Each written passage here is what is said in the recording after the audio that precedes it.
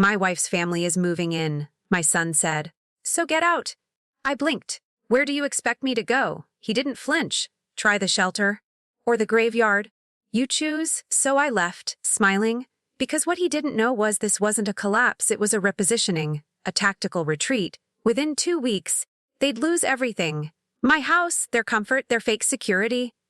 Before we go on, please subscribe and tell me where you're listening from.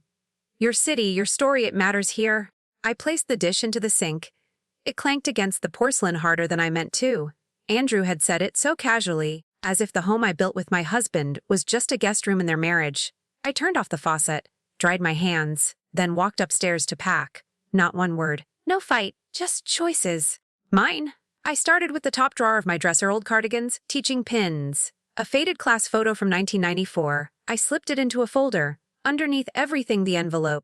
My husband's handwriting still sharps. Use this only if you are ever made to leave. I held it, then smiled. Downstairs, I found a note on the table from Andrew's wife. Please remove your things by Friday. Family arriving Saturday. Signed with a smiley face. I didn't reply. I packed by categories. First the essentials, documents, cash ledger, prescription meds. Then memories, my wedding ring, the first edition of Jane Eyre he'd given me. I didn't rush.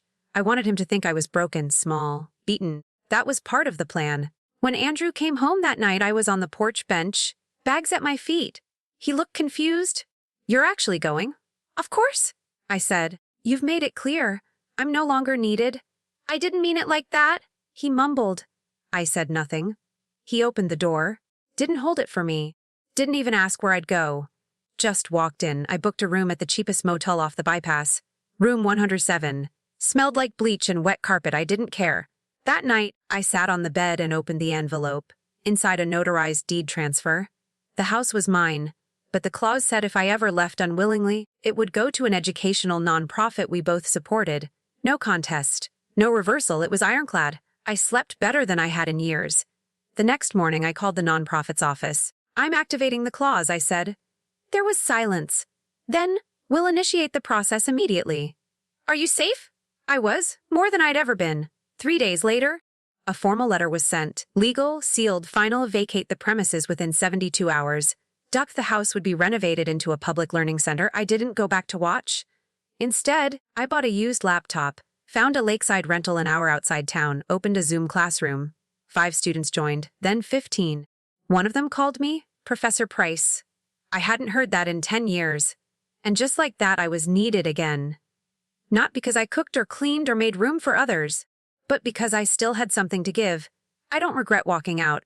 I regret waiting so long to realize silence is not surrender. Sometimes it's the setup.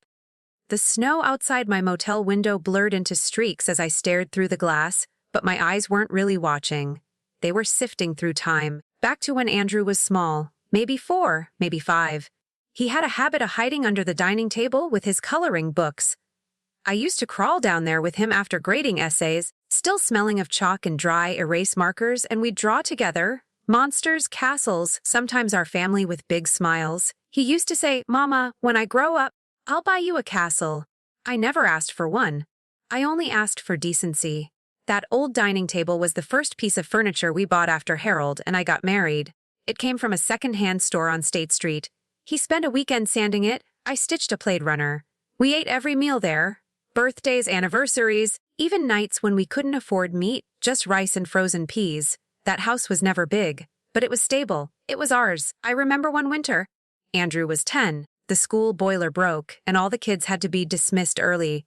I got the call just after my 4th period Shakespeare class ended. I left a pile of ungraded papers behind, threw on my coat and walked 3 icy blocks to his school. His face lit up when he saw me. You came, he said, surprised. Of course I did. I always came. When Harold got sick, when his lungs began to fail and his body couldn't hold heat, I moved his hospital bed downstairs. I taught my last year from home. I kept the house clean, the books dusted, his legs wrapped in warm towels at night. Andrew was in college by then. Too busy to visit most weekends. Midterms, he'd say. Group project, he'd say then. Can I borrow a few hundred? Rent's tight. We always gave it. We never kept count. The day Harold passed, Andrew called 3 hours late. Said he didn't hear the phone. Didn't ask about arrangements. Just asked if I needed help with paperwork. I told him no, because by then, I already knew there were some kinds of absence even a mother couldn't fill, but I never thought he'd erase me completely. Not from the house. Not like that. A tap at the motel window startled me. Just sleet hitting the pane. Still, I pressed my hand against the glass, half wishing I'd see that little boy again. The one with the crayons. The one who once drew castles. I once believed love, real love, meant giving without counting. But sitting there, on a thin motel bed with a suitcase full of memories, I started to wonder, did I give him too much? Or worse, did I raise someone who never knew how to give back? That question echoed louder than the wind outside. I never asked Andrew for diamonds. Never pushed him toward law school or a certain career. I only wanted him to grow into a kind man. A man who noticed. I remembered the night before his wedding. He came to my room, nervous. "Mum," he whispered, "what if I mess this up?" I took his hands, just like I did when he was little. Said, "You'll be fine, son. Just be generous. That's the secret." And now I wondered, had he misunderstood? Had I taught him to give, or to take without guilt? The motel TV played something faint in the background. A commercial for a cruise, a woman about my age, arms wide, laughing into ocean wind. The irony nearly choked me. I muted it. This wasn't bitterness. Not quite. It was the grief of recognition, that you can pour yourself out for someone and still be deemed replaceable. The only thing keeping me from unraveling was Harold. Even in silence, he spoke. In the margins of books, he left me notes. "Don't forget who you are," one said. Another scrawled inside a tale of two cities. "Your strength outlives me." His faith in me was never loud, but it was steady, and unlike Andrew, it never wavered. I reached for my wallet and opened the old photo flap. There we were, young, windblown, holding Andrew at 2 months old. I'd just come back from my first day teaching 9th grade literature. Harold had surprised me with takeout and a Polaroid. We both looked tired but proud. I touched the corner of the photo, then let it fall gently onto the nightstand. I wasn't ready to stop believing in people, but I was ready to stop sacrificing for those who didn't see me. My story wasn't over, not yet. Outside, a gust slammed the motel sign against its pole. I didn't flinch. Instead, I stood, walked to the mirror, and brushed my hair back. Harold used to say I looked most myself when I was angry but calm. Tonight, I understood what he meant.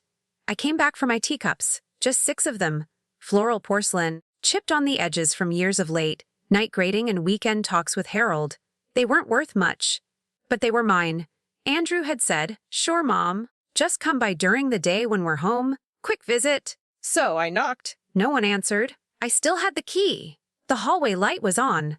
The house smelled different now, sharp, like cheap air freshener layered over something fried. In the kitchen, I froze. Brianna stood by the sink, phone in hand, earbuds dangling. She didn't look up. I reached for the cabinet. My hands shook just slightly. Then she spoke, still facing the window. "Still playing house in your head, huh?" Her tone wasn't angry, just amused, like I was a character in her sitcom. I paused mid-reach. "I'm just here for my cups," I said quietly. She turned, finally, with a smile that didn't reach her eyes. "You mean these?" She stepped aside, revealing my cups already boxed. "Label at a garage sale, $3,000 set." I stared at the label, then back at her. "They're not valuable," I said, more to myself. She sipped her iced coffee. "Then why cry over 'em?" I wasn't crying, not yet, but I felt the air shift. The room got smaller. The same kitchen where I taught Andrew how to stir pancake batter now felt alien. The walls knew me, but she didn't. And didn't care to. I reached down, picked up the box, held it against my chest. She rolled her eyes. "Don't worry," she said. "We'll repaint soon. This whole old lady chick thing. Gotta go." I walked toward the door. No words left in me. At the threshold, I turned slightly. "Please don't throw out the books in the study," I said, voice flat. Brianna smirked. "Books? Oh, honey, we've already donated the antiques. Decluttering, you know." I didn't answer. Just walked. Down the porch steps. Onto the sidewalk. The wind was sharper than I remembered, or maybe my skin was thinner now. I held the box tight, careful not to drop it. Inside were 6 teacups and whatever was left of my self-respect. That night, Andrew called. I almost didn't answer. "But habit it dies slow." "Hey, Mom," he said. His voice was soft. "Careful. I heard you came by." "Sorry I wasn't home." I said nothing, just listened. He went on.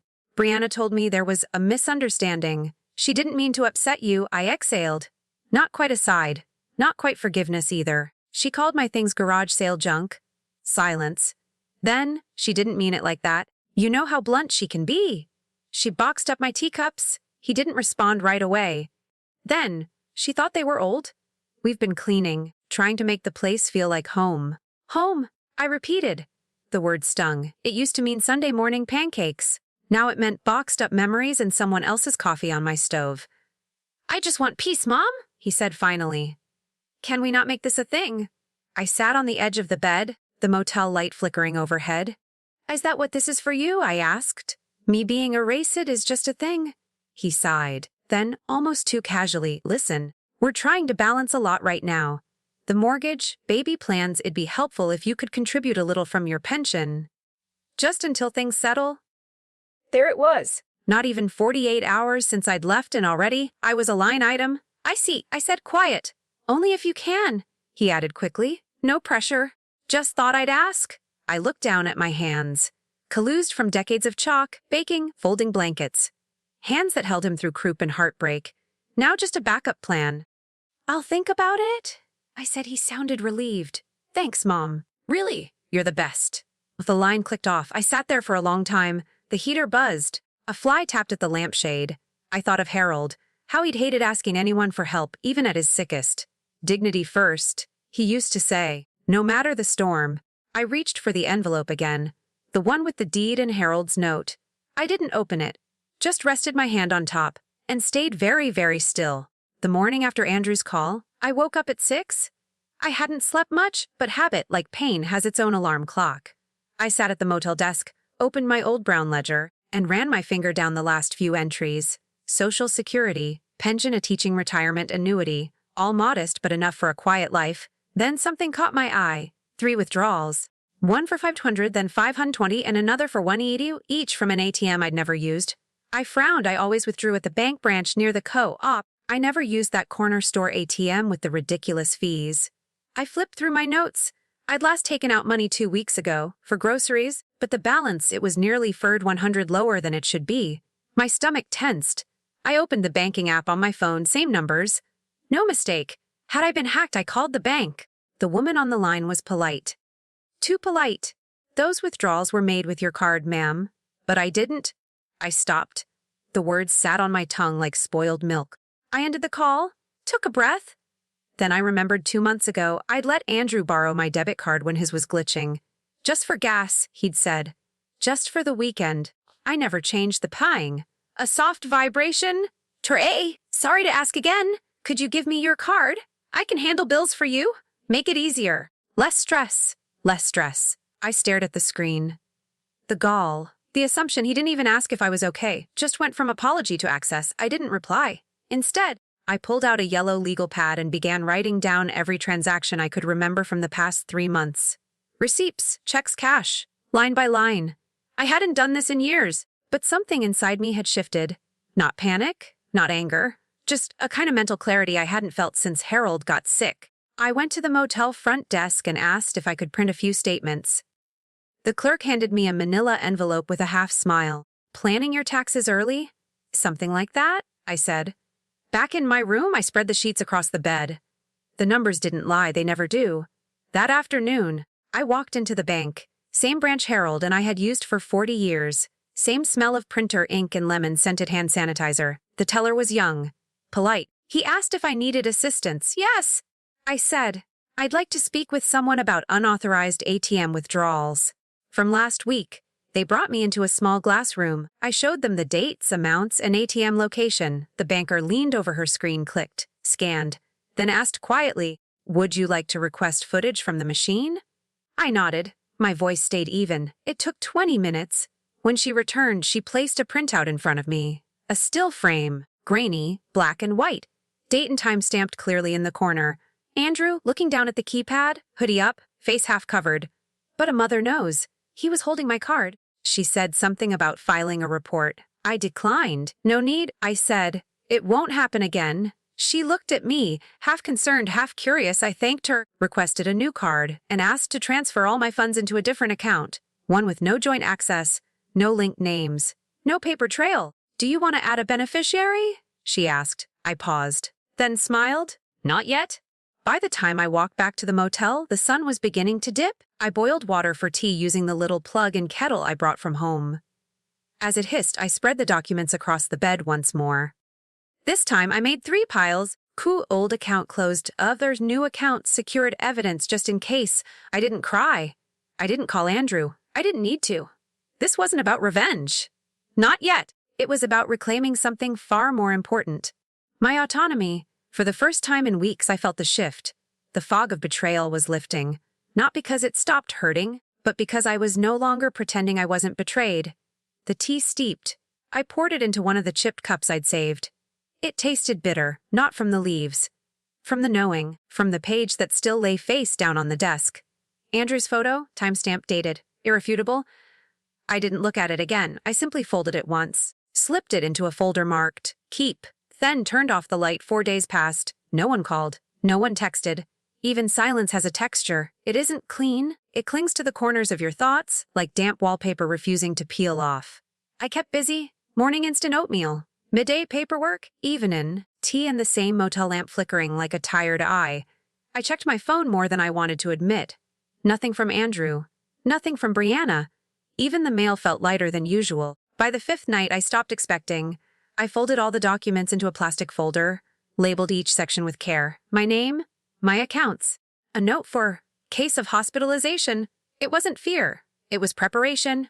Harold would have done the same. I sat by the small motel window watching headlights pass in silence. Somewhere, someone was being missed. Welcome called? But not me. I was beginning to vanish. And then it buzzed a message. Trelilly Ellie 7:10:58 p.m. Grandma, are you mad at me? I froze. Her name on the screen was like someone saying, I remember, in the middle of a crowd walking past you. I read it again. Tro Grandma, are you mad at me? I blinked once. Twice. Then typed back. Treno, sweetheart. Never you. 3 dots appeared, then disappeared, then reappeared. Tree Dad says you needed space. Mom says you're tired. I miss you. I closed my eyes. Lily. 11 years old. Always the quiet one. The one who liked books like me. She used to crawl onto my lap with her picture books. Read slow, Grandma, she'd say. I like your voice. I typed again. Try miss you too, so much. She sent a photo her room. Same lavender curtains. A drawing pinned on the wall. Me, her, and a big sun above us. I smiled without meaning to. Tro, do you have your teacup still? I drew it in pink. Tro, I do, Lily. I brought one with me. Sure, can I visit? I didn't reply right away. I knew the answer wouldn't be mine to give, so I wrote the truth. Tro, I want nothing more, and left it at that. The next morning, I boiled water for tea. Same chipped cup, same peppermint leaves Harold once brought home in bulk, saying they'd last a widow's lifetime. I watched the steam rise. For a moment, I let myself pretend Lily was there, knees up on the chair, eyes wide, watching the kettle like it was a magic trick. She used to insist on choosing the teaspoon herself, always the one with the flower stem. It tastes better with this, she'd say. I taught her how to steep properly, never squeeze the bag, always wait 3 minutes. Why 3? She asked once.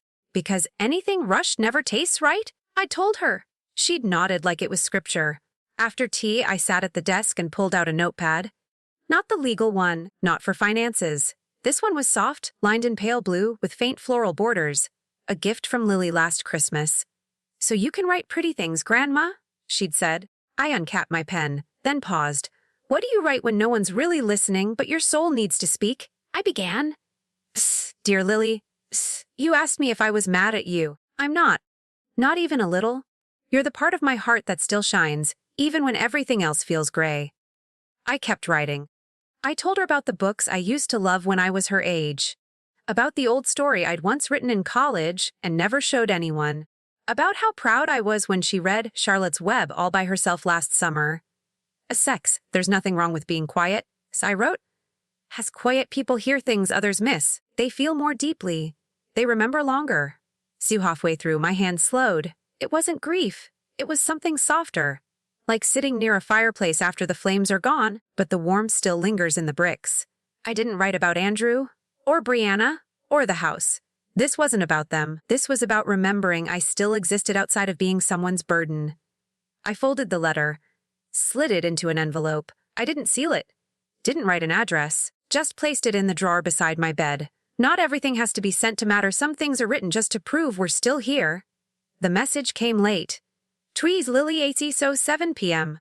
Grandma, tomorrow's our house party. I saved you a seat. Please come. I stared at the screen. I hadn't been invited, not by Andrew, not by Brianna. But Lily, she asked. So I said yes.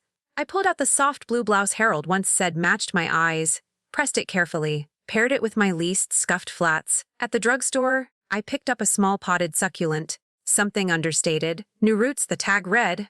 I arrived early. 5 minutes past 2. The driveway was packed. Laughter floated through the open windows. The house, once mine, now dressed in balloons and cheap patio furniture. I stood at the front step for a moment holding the plant like a shield. Then I rang the bell. No answer. I tried the knob. It wasn't locked. Inside, the music was loud. Conversations layered on top of each other. Someone shouted from the kitchen, "Grab a plate before it's gone." No one looked up. I spotted Lily first. Across the room near the fireplace, she waved bright-eyed. But before I could reach her, Jacqueline. It was Brianna. She wore a floral wrap dress, her hair pinned just so. Her eyes flicked to the plant in my hands. "I wasn't expecting you," she said, smiling tight. "Lily invited me?" I said. She said she saved a seat. "She's sweet," Brianna said, too quickly. "But we have a pretty full house." I stood there, blinking. "Well, come on in," she added, already turning away. I stepped inside. The tile felt unfamiliar under my shoes. Every face I passed had that split-second pause, like trying to place a name from a holiday card long discarded. I found Lily again.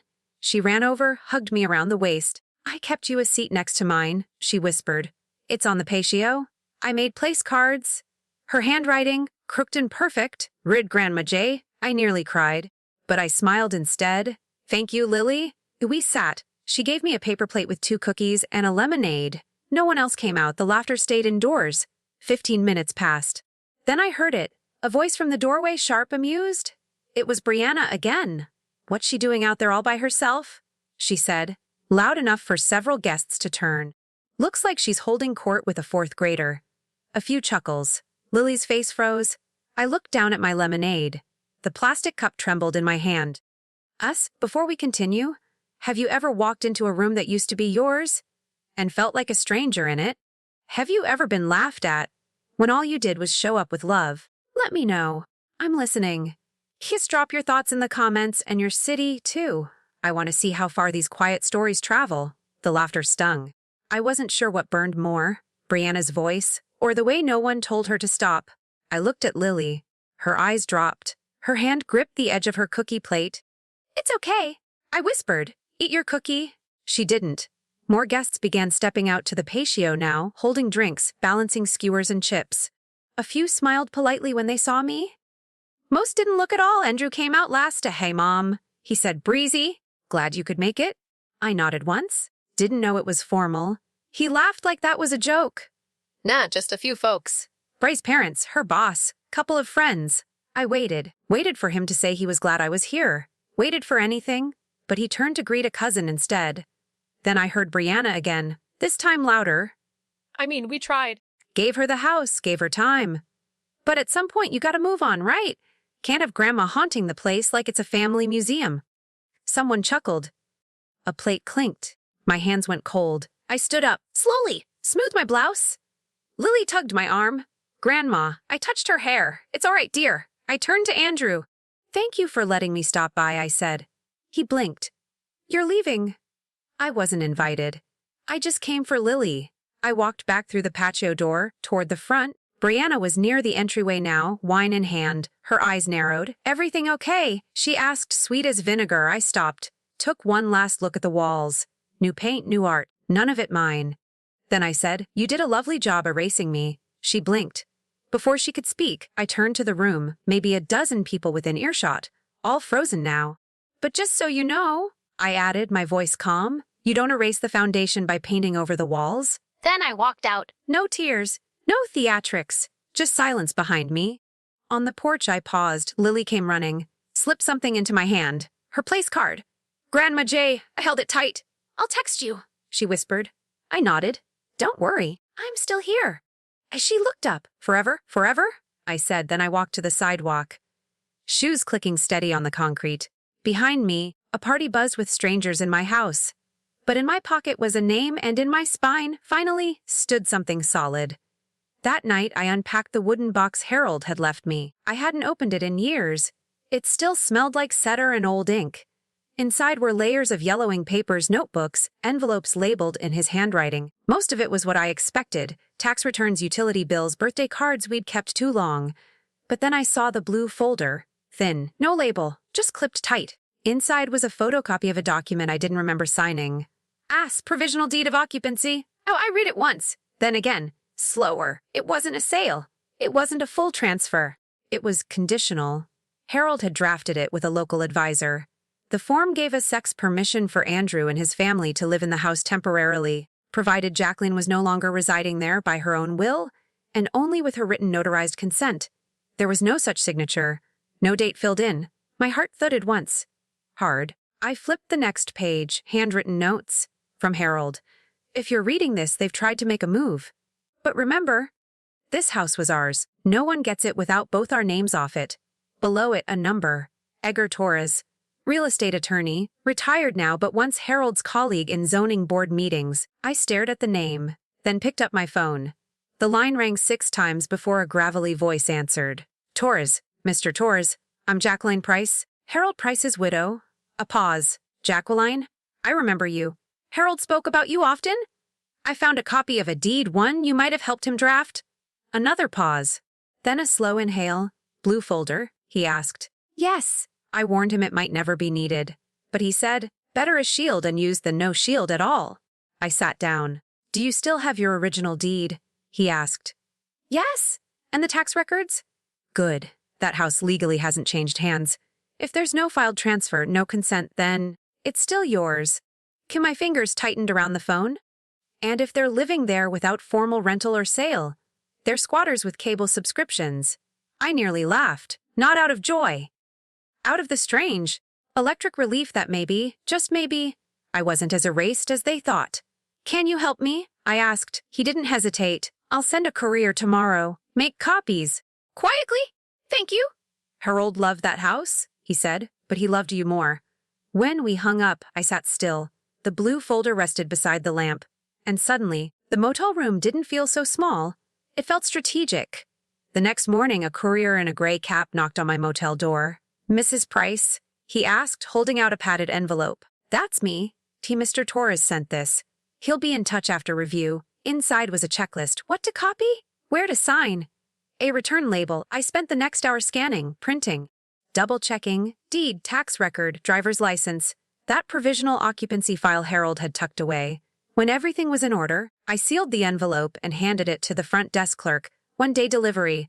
I said. He gave me a look. Not pity, not curiosity, just respect. Later that afternoon, I boarded the number 7 bus toward the county recorder's office. Not because I didn't trust Edgar, but because I needed to see it with my own eyes. The lobby was chilly.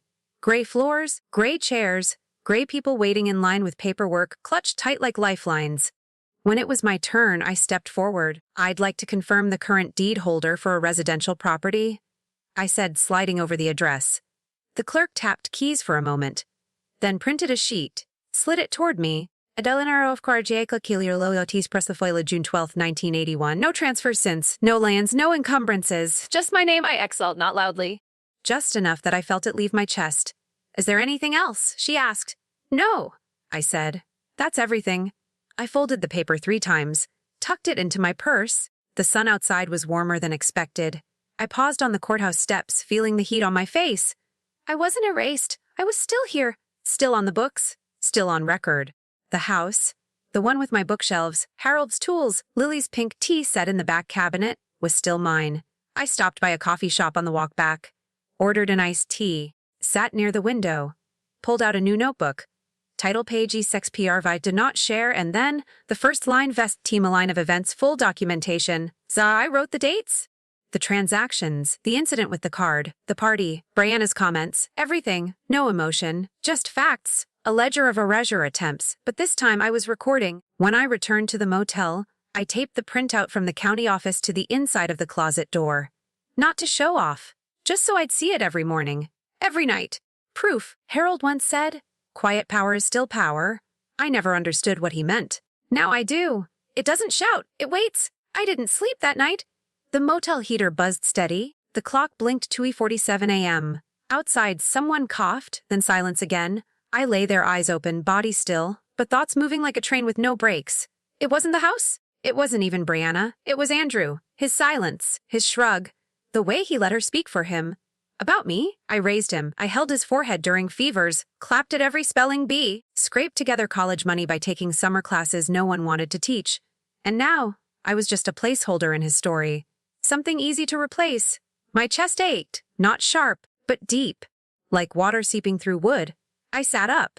Made tea I didn't want. I pulled out Harold's old letter again. The one I hadn't read in months. His handwriting had faded some. "Tor Jack? If you're reading this, I'm probably gone.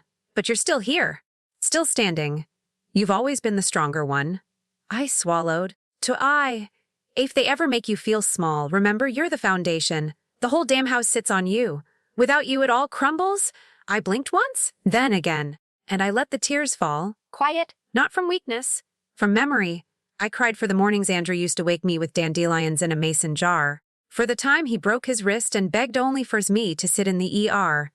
For every version of him I loved before he became this polite stranger. Then I wiped my cheeks, lit the small desk lamp, pulled out the notebook again, turned to a fresh page, titled AS Plan, underlined twice, not for revenge, for closure, for dignity, for Harold, for me. I wrote one line EGAX, file quiet motion, verify timelines, prepare final notice. I didn't know yet how it would all unfold. But I knew one thing for certain. I wasn't going back. Not to that house. Not to that silence. Not to being someone's forgotten mother in the background of their success. No, I was Jacqueline Price, and they were about to remember that. At 7:03 a.m. I called Edgar. "Did I wake you?" I asked. He chuckled. "At this age, ma'am, we wake before the sun even thinks about it." "I'm ready," I said. "I want a file." He didn't ask what changed. He didn't need to. "All right," he replied. "You've got two legal pathways. One, file an intent to reclaim. It starts the formal process to revoke their temporary occupancy. And two, restraining injunction. But that's messy. We keep it clean, quiet, civil. I want quiet," I said. "Good," Edgar replied. "I'll draft the first motion you'll need to sign and notarize. I can courier it today. Do it." After we hung up, I sat on the motel bed and stared at the blank wall. I wasn't afraid. There was no adrenaline, no shakiness, only clarity. I pulled out my planner, the one I hadn't opened since the party. Dated pages, empty appointments. Today I wrote as receive draft, notarize, mail certified copies, then underneath of door, do not inform Andrew. Do not inform Brianna. Wait, it wasn't revenge. It was correction. They had taken my silence as surrender. That mistake would cost them. Later that morning, the courier arrived again. Same gray cap. This time he looked me in the eye a little longer. "Sign here," he said, handing over the envelope. Inside, a typed declaration, 3 pages long. Edgar style, precise, dry, impenetrable. Perfect. I took the packet to the nearest notary. The woman glanced at the form, raised one eyebrow. "Family property dispute?" she asked. "No," I said. "Family memory dispute." She stamped the seal. I paid in cash, walked 2 blocks to the post office. Certified mail, delivery confirmation. At 2:44 p.m., I dropped the envelope into the outgoing bin. It was done. I didn't tell Lily. I didn't text anyone. I walked back to the motel, brewed myself a fresh cup of tea. The first sip was warm, not bitter this time, just quiet, like the beginning of something real. That evening, I stepped out onto the narrow motel balcony. Cars passed below. The wind smelled like dry leaves and pavement heat. I opened my notebook again. Fresh page. No title. Just one line. "It starts today." Then I closed the book and smiled. First thing I did that morning, log into my online bank. Click. Click. Scroll. The auto transfer labeled A Price Grocery. Canceled. The 120 monthly tuition top. Up to Lily's school. Paused. My name on Andrew's family health insurance. Removed. Each action took less than 5 seconds. No calls. No confrontations. Just deletion. Not out of pettiness. Out of principle. I had funded their comfort for too long. Let them feel what absence feels like. Not in shouting, but in silence.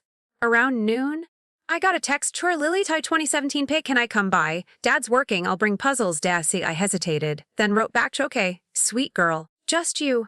She arrived in her canvas sneakers, carrying a drawstring bag full of books, crayons, and a tiny teacup. "Brought your favorite?" she said, holding up a half-used box of peppermint. We steeped the tea. Sat on the edge of the bed, flipping through the puzzle book. She leaned her head on my shoulder while thinking through a crossword. Then she saw the paper. It was tucked under a folder corner. Peeking out? Just barely. "Grandma," she said. What's this? I reached slowly, too slowly. She had already picked it up. F. Owner of record Jacqueline Louise Price. Show her lips moved as she read. Then her eyes met mine.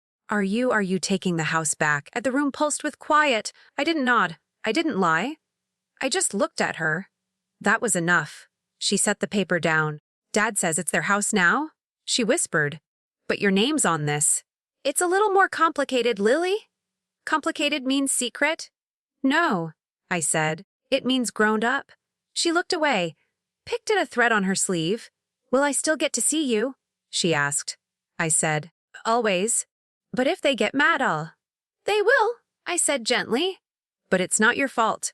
And it's not your job to fix it. She didn't cry, but she didn't smile either. We sat there, 2 generations of women, both too used to walking on eggshells. I poured her another cup. She added 3 sugar cubes, stirred, then said, I want you to have your house, Grandma. I touched her hand. You gave me more than that today? She didn't understand. Not fully, but she squeezed back, and that was enough. After Lily left, the room felt heavier. The puzzles stayed scattered on the bed. Her tea sat untouched. 3 sugar cubes floating like little buoys in a half-full cup.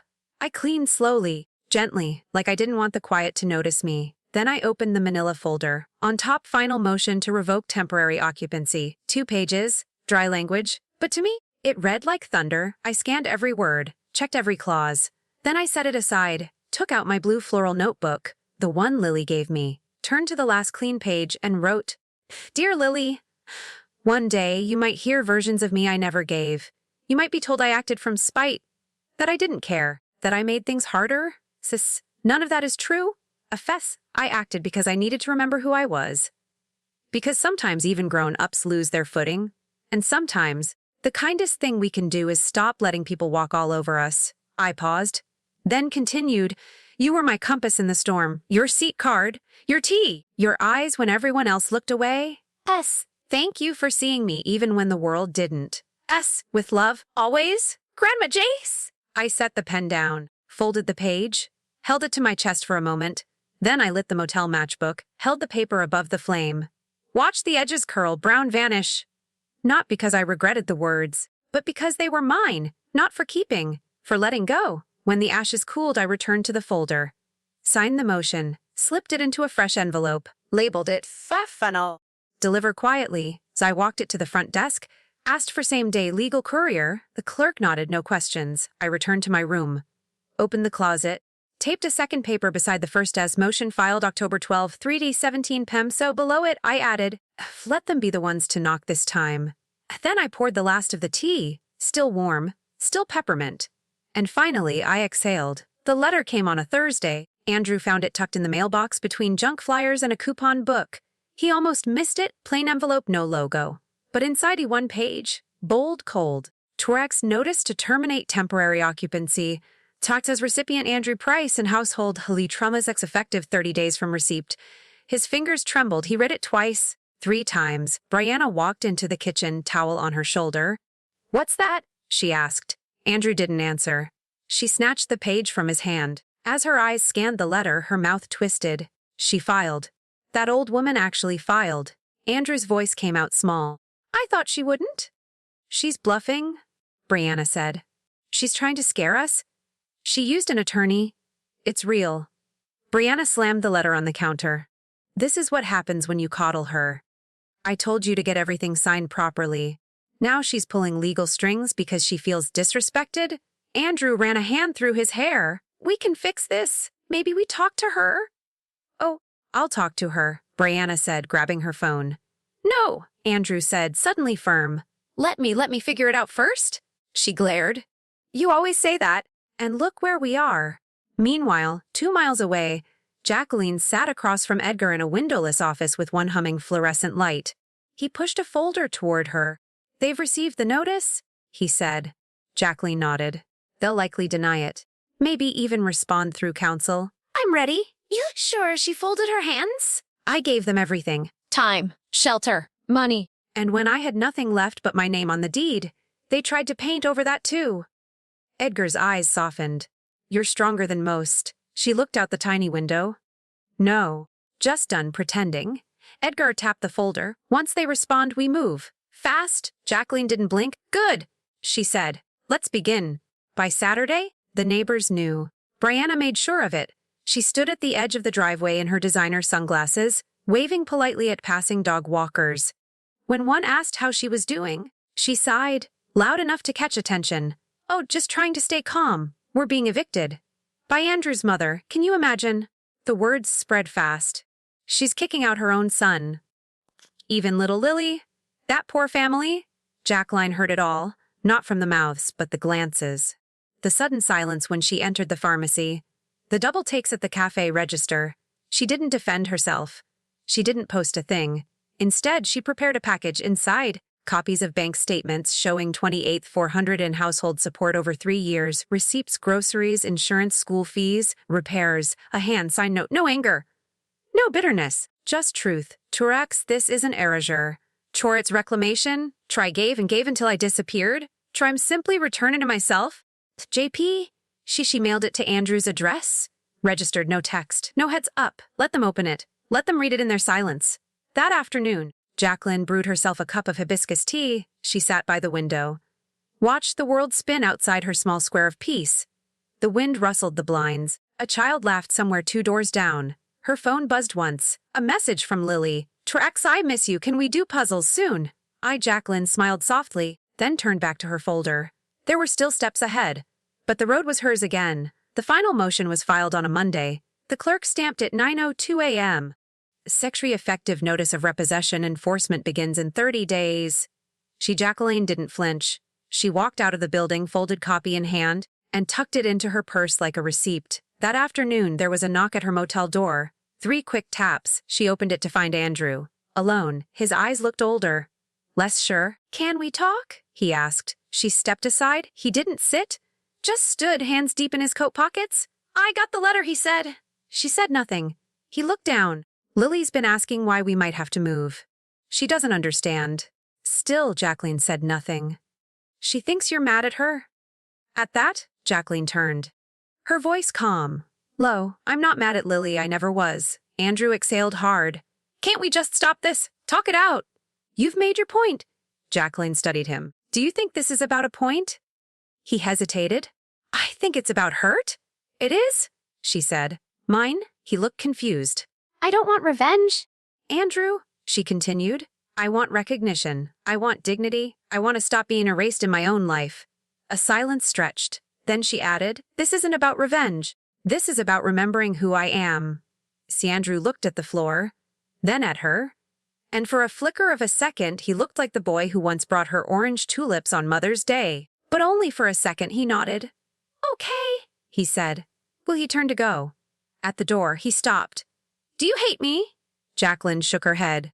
I'm earn you. He blinked once, then walked away. Jacqueline didn't watch long. She shut the door softly, walked to the closet, took down the papers, and, for the first time in weeks, she breathed like the room was hers. Jacqueline folded her last blouse and laid it gently into the suitcase. She zipped the sides slowly, like sealing away a chapter. The motel room smelled faintly of peppermint and worn carpet. She'd miss neither. But part of her had grown used to the quiet. At 3:10 p.m., a soft knock. She opened the door. Lily stood there with a paper bag, oversized hoodie sleeves covering her hands. Hey, the girl said simply. Jacqueline smiled. Come in. Lily sat on the bed, unwrapping the contents. 2 chocolate chip cookies and a thermos. I brought tea. You remembered, Jacqueline said, already reaching for cups. They poured, sipped. No one mentioned the house.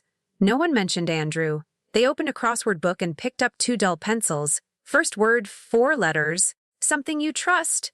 Lily tapped her pencil. Could be time, she offered. Jacqueline smiled. Or hope. They both wrote different answers. That was okay. Halfway through the puzzle, Lily broke a cookie in half. She handed Jacqueline the bigger piece. Still like the corners crispy, the girl asked, Always? They ate in silence. Jacqueline studied Lily's face. How it had thinned slightly, cheekbones higher. Still soft, still hers. Lily didn't ask why her dad had come back angry. Didn't mention the yelling last night Jacqueline had overheard through motel walls. Instead, she pointed at 12 down. 5 letters, a small return. Jacqueline blinked. Could be visit, she whispered. Lily wrote it in. After an hour, Lily packed up. Mom thinks I'm at the library, she said. Jacqueline nodded. No judgment. No advice. At the door, Lily turned. You look taller, she said. Jacqueline chuckled. Must be the peppermint.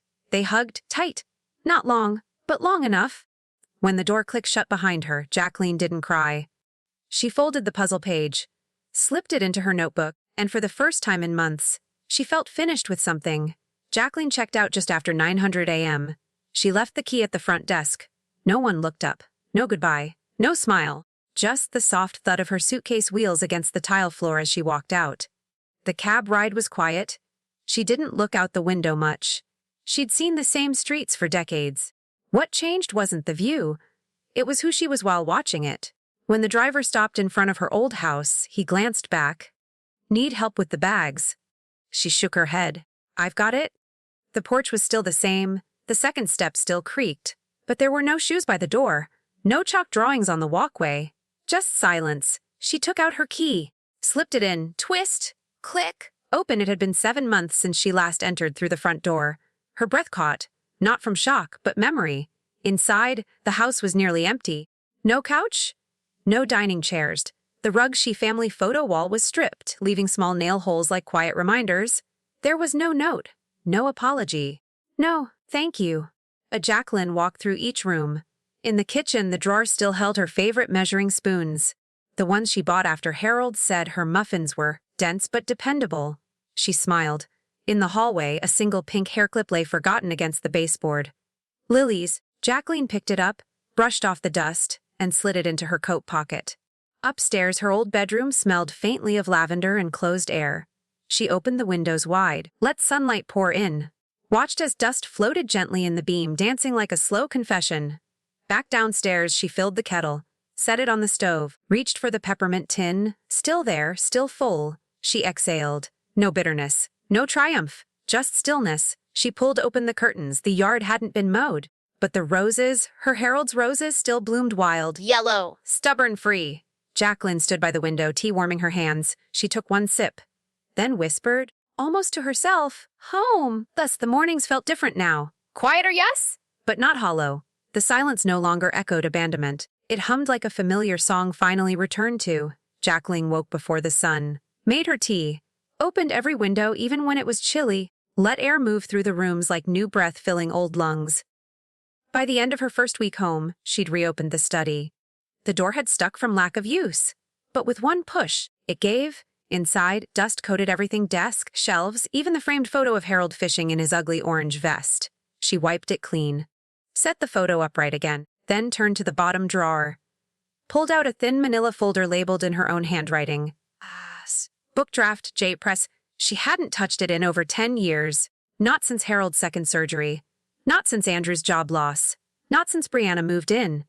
The folder creaked as she opened it. Inside, printed pages with handwritten notes, margins full of questions, arrows, revisions. She flipped to the title page. Ed's Stories from a Quiet Woman, Chapter 1 Teen. The first time I spoke loudly without raising my voice. She smiled, sat down, booted the old laptop. It whirred like an ancient dog stretching after sleep.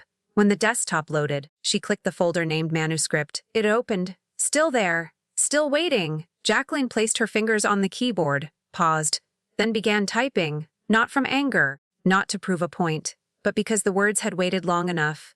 In the kitchen, the kettle whistled. She didn't rush. The house could wait now. So could the world.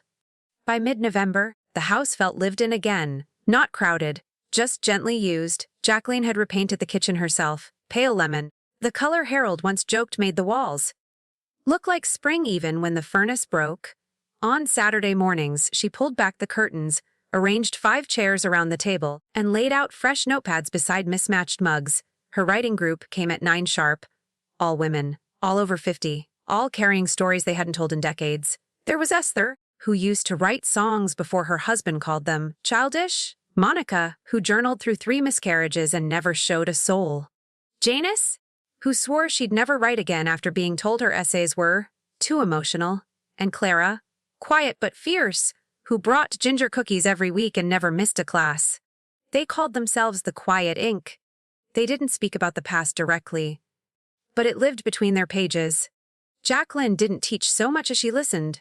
She learned the rhythm of their silences, the weight behind a pause, The courage it took for Monica to read aloud her first paragraph after weeks of folded pages. Each week, they chose one word as a prompt: begin, belong, become. And each week, Jacqueline found herself writing too, not from pain, but from peace. Her voice didn't shake anymore. One Saturday, after the others had left and the mugs were rinsed, she stepped out to check the mailbox. Inside, tucked between a flyer and a credit card ad, was a small brown envelope. No return address. Her name was written on the front in pencil, slightly crooked, each letter a bit too big. She knew the handwriting. She opened it on the porch, hands still smelling of cinnamon and ginger. Inside a folded piece of bright blue construction paper, a crayon drawing. A house with a red roof, a tall rose bush, one open window with yellow curtains. Two stick figures stood near the front steps, one with silver hair, the other with messy braids. Both held teacups. At the top, in uneven block letters, "For your next chapter, Uller." Jacqueline blinked hard. No letter, no signature. But it didn't need one. She pressed the paper to her chest, let the wind ruffle the edges. Then, with both hands, she brought it inside, taped it above her desk, where Chapter 2 waited, and for the first time in a long time, she didn't feel like she was starting over. She felt like she was arriving. At the last meeting of the year, Clara read a piece about growing up in a house where no one asked how she felt, only whether she'd cleaned the dishes. Her voice trembled at first, then grew steady. The room went still when she finished. No one rushed to comment. No forced clapping, just silence. The kind that said, "We heard you." Jacqueline looked at each woman. Esther had her eyes closed. Monica was clutching her pen like a prayer. Janice blinked rapidly. Jacqueline felt something shift inside her. Not pride, not power, peace. She reached into her tote and pulled out a slim, bound manuscript. The cover was matte cream, soft to the touch. She laid it on the table beside Clara's empty teacup. In small, embossed print says, "I wasn't erased. Stories from a quiet woman." She opened the front page, signed her name, passed the pen to Clara. "If you'd like to sign too," she whispered. Clara nodded, eyes glistening. Jacqueline flipped to the final page and read the last line aloud. Her voice didn't waver. I didn't get loud. I got heard. 6 and this time the silence in the room wasn't just reverent, it was shared. Sometimes healing doesn't come in a burst of sunlight. It arrives quietly, like a letter in the mail, like the rustle of old pages, like the way your name sounds when someone says it with care. After the library opened, I didn't go inside for the first 3 weeks. I walked by it though, almost every afternoon, hands in coat pockets, head low like I was just passing. But I wasn't. I was watching. I watched a father read to his daughter by the fireplace where my husband used to drink his tea. I watched teens gather near the west window, where my hydrangeas used to bloom, to trade books and jokes. And I watched a young girl curl up in the corner, alone but not lonely, flipping through a collection of short stories. She reminded me of me. I never spoke to any of them. Didn't want to intrude. But I smiled when I heard them laugh, because I knew the house was full again. And not just with people, with purpose. That was the thing I'd forgotten all those years. I thought it was the furniture or the smell of old carpet that made a home. But it wasn't. It was the energy. And even though they tried to erase me, tried to shrink me into something small and quiet, I had left behind something undeniable. My signature is still on the donation plaque. Bottom right corner. Tiny, barely readable, but it's there. And on days when doubt creeps in, when I wonder if I did the right thing, I walk to the children's section, find the blue bench I painted with my own hands, and run my fingers across the backrest. Right there, in black permanent marker, it still says, "For those who never stopped reading, even when the lights went out." Sometimes I sit there for a few minutes and just breathe. No words, no battle, no proving. Just presence. Just enough. That was the word that kept echoing in my mind those days, enough. I said not more, not louder, not revenge, not winning. Just being enough for myself. Not to be accepted, not to be admired, just to be whole. The first time I walked into the library officially, it was raining. Not the soft kind it poured. The kind that makes folks run for cover. The kind that makes silence louder. I stepped inside and the smell hit me first. Not dust, not mildew, but lemon wood polish of fresh paper and something sweeter, something warm. Home. Not the one they took. The one I rebuilt, quietly with every choice I made after they shut the door on me. I headed for the nonfiction aisle, found the shelf marked memoir.